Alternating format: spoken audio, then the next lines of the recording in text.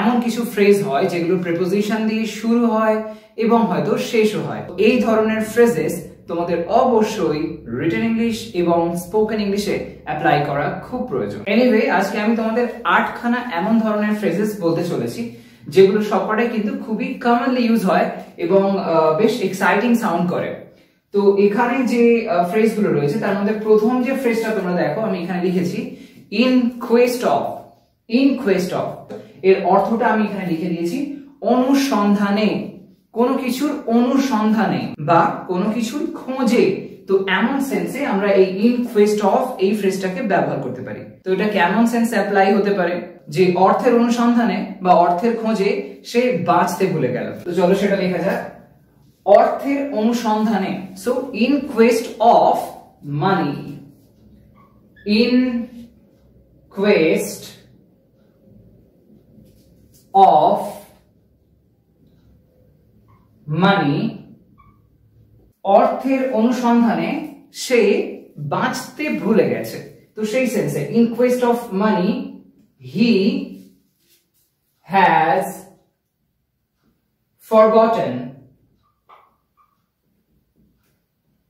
forgotten to live. In quest of money he has forgotten to live. অর্থের অনুসন্ধানে সে বাঁচতে ভুলে গেছে। ইন কোয়েস্ট অফ এইটা যেই বলে দেবে তারপরে যেটার খোঁজ করা হচ্ছে সেটাকে লিখতে হবে। এখানে যেমন মানির কথা বলা হয়েছে যে মানির খোঁজ করা হচ্ছে, তাই জন্য ইন কোয়েস্ট অফ মানি। এবার যদি এমন হতো যে মানি নয় খ্যাতির খোঁজ করা হচ্ছে, তাহলে সেক্ষেত্রে ইন কোয়েস্ট অফ ফেম এটা বলতে পারতাম। আবার হয়তো যে সেরকম কিছু নয়, সম্পদ বা বলতে পারো গুপ্তধন এমন কিছুকে খোঁজা হচ্ছে, তাহলে সেক্ষেত্রে ইন কোয়েস্ট অফ ট্রেজার এমন বলতে পারতাম। আবার ধরো যদি বলি যে হ্যাপিনেস বা সুখ, সুখের খোঁজে, তাহলে ইন কোয়েস্ট অফ হ্যাপিনেস। এমন ধরনের বিভিন্ন রকম সেন্সে তোমরা এটাকে অ্যাপ্লাই করতে পারো। দেখো ছোট্ট একটা ফ্রেজ অ্যাজ টু। এই অ্যাজ টুটাও কিন্তু খুব ইউজফুল একটা ফ্রেজ, দৈনন্দিন জীবনে খুব ব্যবহার হয়। অ্যাজ টু এর অর্থ হলো সম্বন্ধে। তোমার প্রশ্নটা সম্বন্ধে, আমি ওটা নিয়ে পরে ভাবো, এমন একটা সেন্সে হয়তো তুমি কোনো কথা বললে, তখন সেটাকে তোমরা এই অ্যাজ টু এর ব্যবহার করে বলতে পারো। তাহলে হবে as to your question, as to your question তোমার প্রশ্নের সম্বন্ধে, এটাই বলার যে আমি এটা নিয়ে পরে ভেবে দেখব, এই সেন্সটা। তো কি as to your question I ভেবে দেখব, will think about it later. As to your question I will think about it later. তোমার প্রশ্নের সম্বন্ধে আমি এটা সম্পর্কে পরে ভাববো, এমন একটা সেন্সে বলা হলো। In token of. In token of অর্থাৎ চিহ্ন হিসাবে, কোন একটা কাজের বা কোন একটা ঘটনার চিহ্ন হিসাবে কিছু হলো, এমন সেন্সে ওটাকে কিন্তু অ্যাপ্লাই করতে পারো। আমার কৃতজ্ঞতার চিহ্ন হিসাবে আমি তাকে ট্রিট দিলাম। তো এই যে লাইনটা, এটা তোমরা এই সেন্সে কিন্তু মানে এই ফ্রেজটাকে তোমরা কিন্তু এই ধরনের লাইনে অ্যাপ্লাই করতে পারো। তো সেই ক্ষেত্রে কেমন ভাবে বলতে পারি? আমার কৃতজ্ঞতার চিহ্ন হিসাবে। তো সেই সেন্সে আমরা লিখতে পারি ইন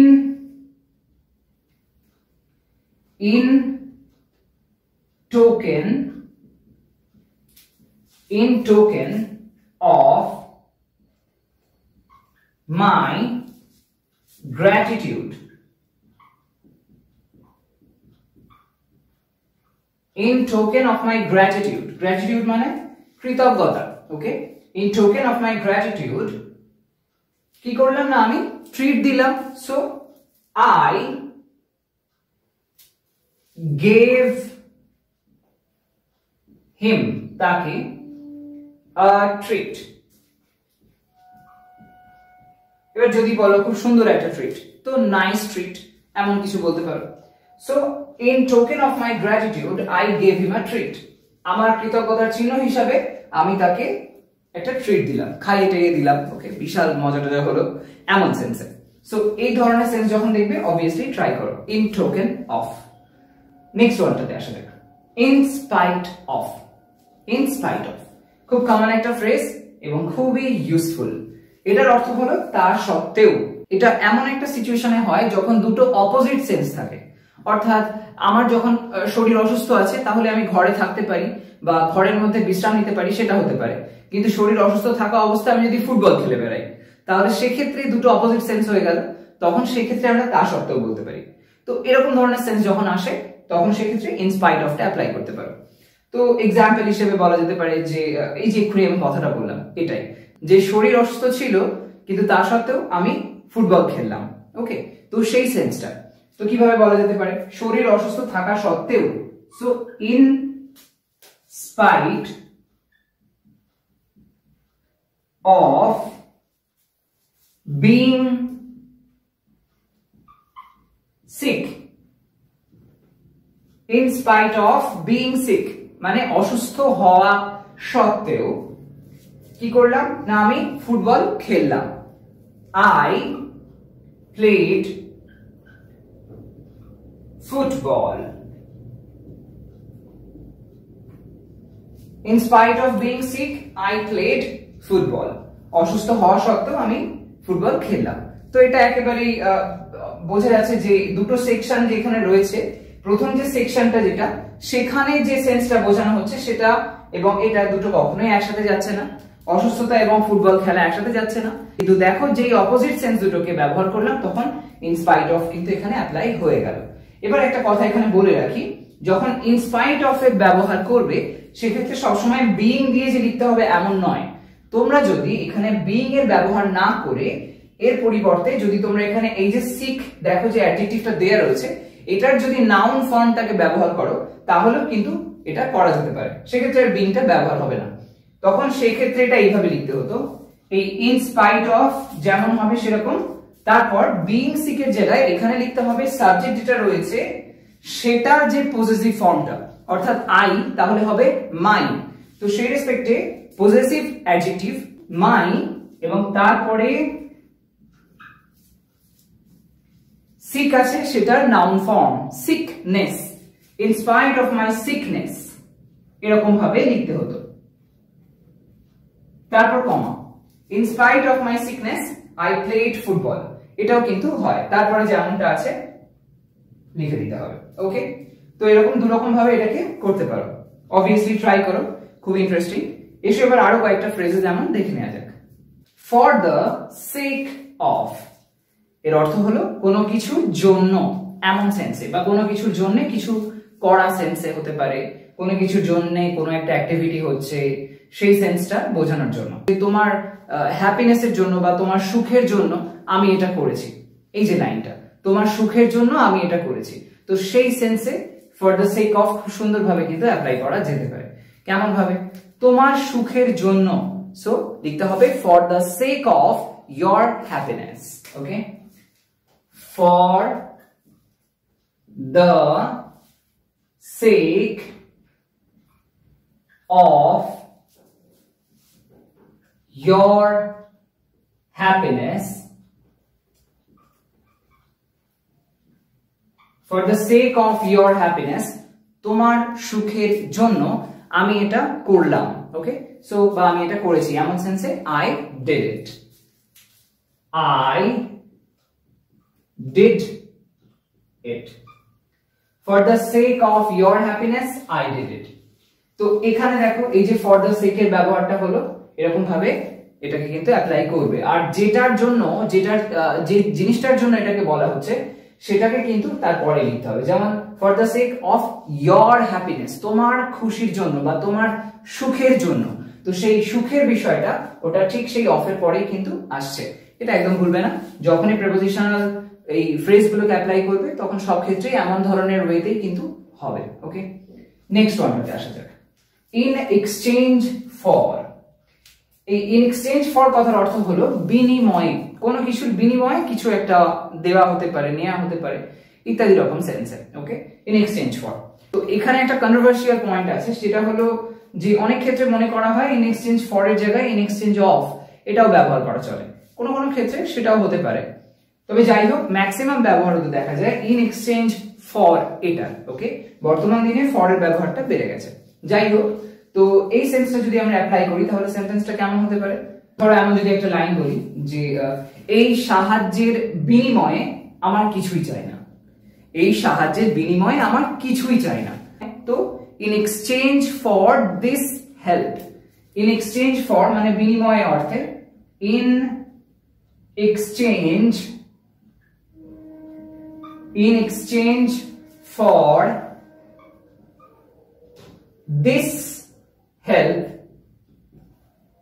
এই সাহায্যের বিনিময়ে আমার কিছুই চাই না, I need nothing, আমার কিছুই চাই না, I need nothing, so I need nothing. In exchange for this help, I need nothing. এই সাহায্যের বিনিময়ে আমার কিছুই চাই না। তো এমন সেন্সে in exchange for খুব ইউজফুল একটা প্রিপোজিশনাল ফ্রেজ অ্যাপ্লাই করো। নেক্সট ওয়ানটা দেখো, in view of অর্থাৎ কি বিবেচনায়, কোন একটা ঘটনা কিছু ঘটেছে সেটার বিবেচনায় তুমি কিছু একটা ডিসাইড করছো, এমন সেন্সে in view of অ্যাপ্লাই করা যেতে পারে। তোমার অতীতের যে কর্মসূচিটা রয়েছে সেটার বিবেচনায় তোমাকে আমরা অ্যালাউ এখানে করছি না, এমন একটা সেন্স। তোমার অতীতের কাজের বিবেচনায়, এই কথাটা তোমার অতীতের কাজের বিবেচনায়, তো সেক্ষেত্রে বলবো in view of, in view of your past activities, in view of your past activities, তোমার অতীতের কাজের বিবেচনায় তোমাকে অ্যালাউ করা যাবে না বা তোমাকে অ্যালাউ করতে পারি না, এমন একটা সেন্স যদি বলা হয় তাহলে you cannot be allowed. In view of your past activities, you cannot be allowed. তোমার অতীতের কাজের বিবেচনায় তোমাকে অ্যালাউ করা বা অনুমতি দেওয়া যাবে না, তো এমন একটা সেন্সে, তো বা যেতে পারে না এমন সেন্সে। অন দ্য ইভ অফ অর্থাৎ কি প্রাককালে, কোন একটা ঘটনার প্রাককালে, কোন একটা কিছু ইনসিডেন্ট সেটার প্রাককালে, এমন সেন্সে অন দ্য ইভ অফ। হোলির প্রাককালে আমি তোমাকে এখানে চাই, তো এমন সেন্সে। তো সেই লাইনটা যদি বলো হোলির প্রাককালে, তখন সেই সেন্সে বলতে পারো on the eve of Holi. Okay, on the eve of, on the eve of Holi, on the eve of Holi, আমি তোমাকে এখানে চাই। সো আমি তোমাকে এখানে চাই, চাওয়া অর্থে নিড বলতে পারি, নিড ভার্বের ব্যবহার হতে পারে। I need you এখানে, so here, I need you here. On the eve of Holi, I need you here. এমন ধরনের অনেক লাইন বানাতে পারো যে on the eve of my birthday, সেটা হতে পারে। তো এরকম যখন কোনো ইনসিডেন্ট কে বলবে, কোনো একটা পার্টিকুলার ডেট কে হাইলাইট করতে চাইবে, তখন সেই ক্ষেত্রে on the eve of বলে সেই যে ফেস্টিভ্যালটা বা সেই যে সার্টেন ঘটনাটা যেটা ইনসিডেন্টটা যেটা সেটাকে কিন্তু তোমাদের হাইলাইট করে দিতে হবে। এই যে 8 প্রিপোজিশনাল ফ্রেজেস আমি তোমাদেরকে বলে দিলাম, এগুলো দৈনন্দিন জীবনে ইংলিশে কথা বলার সময় অথবা যখন কোনো কিছু রাইটিং করছো তখন সেই ক্ষেত্রে অবভিয়াসলি অ্যাপ্লাই করো, তাহলে দেখবে তোমাদের যে ইংলিশে লেখার কোয়ালিটি বলো বা বলার কোয়ালিটিটা বলো সেটা কিন্তু অনেক সুন্দরভাবে সবার সামনে উপস্থাপন হবে। বাই।